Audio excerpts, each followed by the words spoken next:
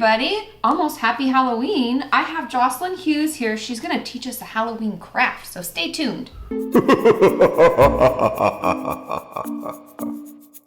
like I said, I have Jocelyn Hughes here. Tell my viewers a little bit about what you do on your channel. I am a DIYer, which just sounded weird. It sounded like I'm a DIYer. Like a wire. Like a wire. Yeah, that could work. Yeah, I make stuff. I try to be honest about it, so I add a damn it on the end. So I do DIY damn it. Mm-hmm. And it's really funny and it's really good. And a lot of it I like because sometimes it doesn't work out. And then I don't feel so bad about myself because I don't craft. So she's going to teach me some things. And if you didn't notice, we're dressed up for Halloween. Do you know what we can do? Oh, I have to go this way. So today, what are we going to do? We are going to make little mummies, mummy decorations, which I think I told you this before I came over, but this is a children's craft because I kind of like kid stuff. It's easy. And that's kind of why I picked it too. She gave me a bunch of options and I was like, that one sounds right up my alley at my level. Yeah. Meet me at my level. Great. Okay, so let's get started. All right, supplies you'll need for this craft are crafting foam. Ding. Black crafting foam. Okay, great, we got that. Scissors.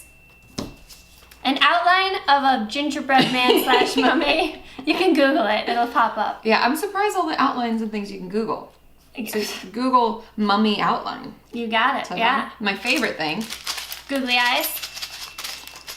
And adhesive dots. These are like magic.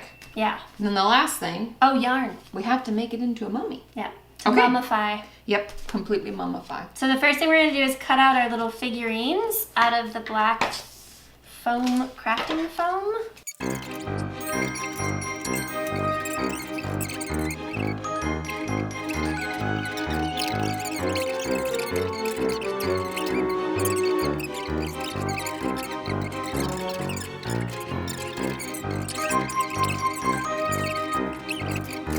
Okay, so we got our guy. Ta-da! Or girl.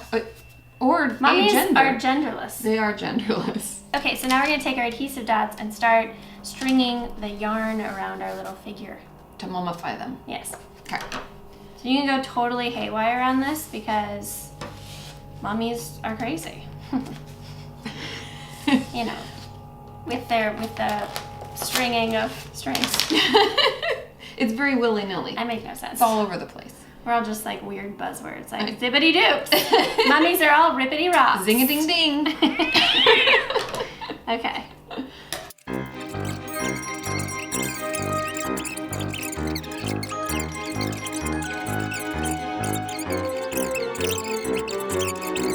We should note we're using these adhesive dots to kind of help stick on the yarn where we need it. Like kind of the curved parts need a little bit of that adhesive because otherwise it won't stick. It's like he's wearing overalls. It does. Mine too.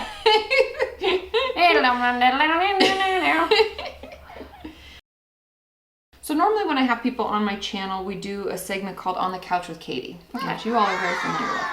But since we're kind of crafting, yes. I thought that I would just ask you 2 questions. Okay. And the first is, what I always start with is, when were you made aware of mental health? Was it something that was ever talked about at home or something that maybe you came to find later? I definitely found it later. I think growing up, my parents have a very like shake it off Midwestern attitude. You know, and I think it was nice to find mental health later on in life to kind of go, oh, it's okay to be upset or it's okay to be reactionary when you don't know why you're feeling the way you're feeling sometimes. Yeah. So, yeah, I'm a big fan of therapy. Mm-hmm. I've been in therapy myself. I really, really like it. At the moment, I'm not in therapy. Mm-hmm. Taking a break. But it's nice because it's taught me a bunch of ways to deal with problems that come up. Yeah. So now when a problem comes up and I have like a knee-jerk reaction, I can kind of analyze that before acting on it. Yeah. Which is like a big problem I had before. Well, and I think everybody has. I'm a DBT therapist, and to like put that in layman terms, what that means is it's like helps you notice your own emotional volatility, because we all have emotional volatility, and then it helps you slow down that process so that then you're more in control. Yeah. And that's something that everybody can use, because I definitely, like there's the fight, flight, or freeze. Those are like the natural human responses to crazy situations or scary situations. And I'm definitely a fighter. I'm like, and like the It's weird how your voice changes when you fight. It totally does. I think it's important to know that like you can slow it down. Yeah. And it's okay to be upset. Right. And I think that, like, for me, even just learning to be a therapist helped me recognize that, not to mention, like, my own therapy. And, like, I don't know, there's something powerful about understanding, like, where you're coming from and knowing that you're not weird or crazy. And, yeah. Yeah. I think it can be really beneficial to learn all those things that you're saying. Yeah.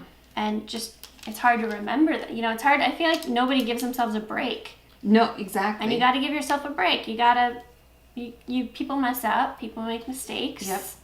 People, pass on their hurt. That happens a lot. Like, oh, that person, even if someone's like rude to you at the store, You carry it's like, that oh, with you're you. passing your hurt on to me. And it might sound really stupid, but if somebody really hurts your feelings, you have to remember it's really not about you. Yeah. Yeah. It's usually something that's happened before. It's about them and, like, their process and something that they're going through. Totally. Yeah, and that is interesting. Like, I like the like passing it on kind of thought, because that's something that I struggle with, is even as silly as it sounds, to like driving, like road rage. Yeah.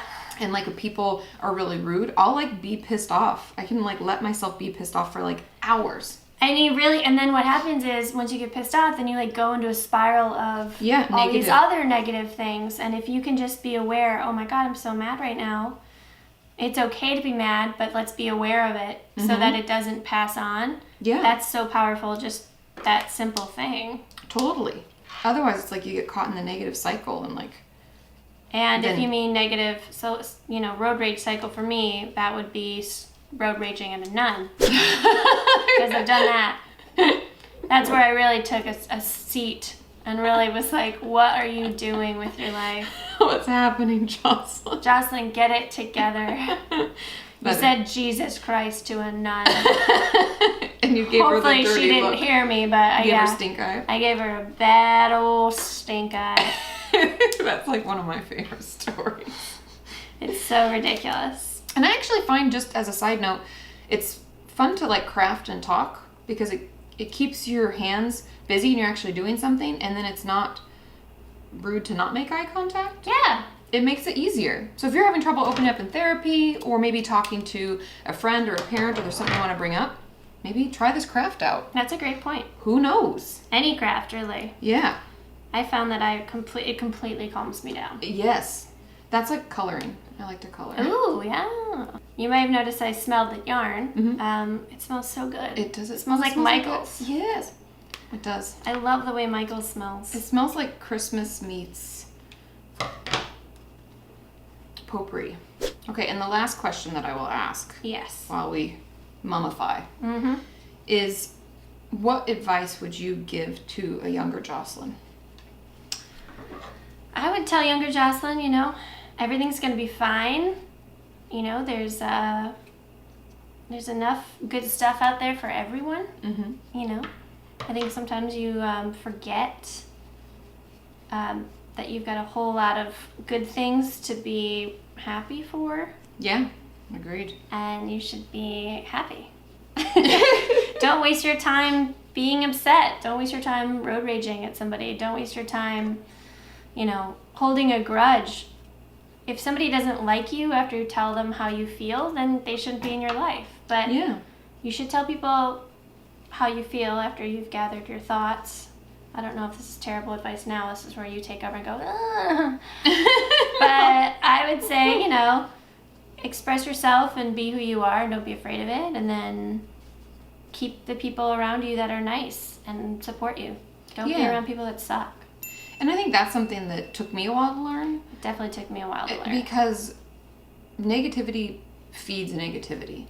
Yeah, a lot of people bond through negativity. They go, man, I hate this. And the other person goes, me too, I hate this. And then you're like, let's be best friends. And sometimes you're hating Don't do that. another person, which is like so ridiculous, but it's easy. Yeah, and if we're feeling bad about ourselves, at least and this is just me, and now I'm speaking completely from personal experience, is that if I'm feeling bad about myself, then I don't know if it's a human, just like the human condition, or if it's a Western thing, or where the hell it comes from, but if I'm feeling really shitty, I'm going to want to put other people down, because then I don't feel like my experience is so bad or weird, or I don't know where that comes from. But it's not cute, and I don't like it, and I end up feeling worse. Yeah.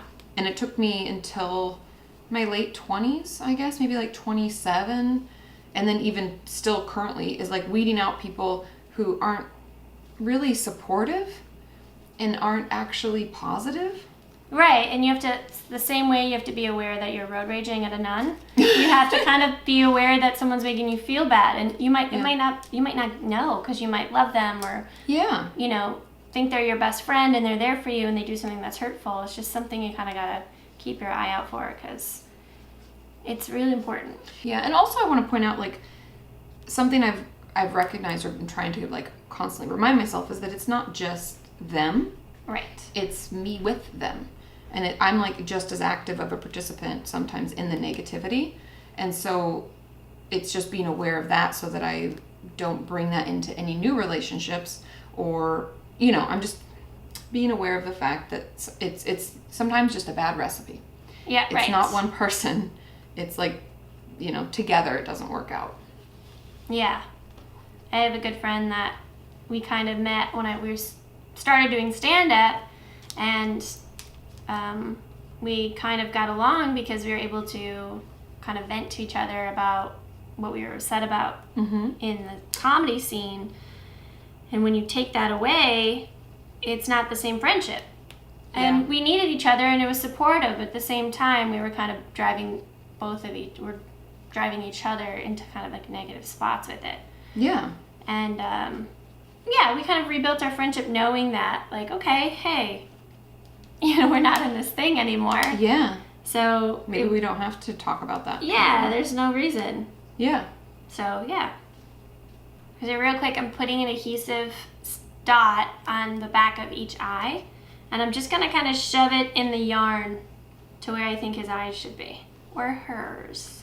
Ooh. Oh, he's so cute. Katie had a really cute idea to make a little garland of these and kind of hang him. You could just cut a hole in the top of his little foam head and string him on some more of this yarn and make a little door decoration or a mantle. Because they're super cute.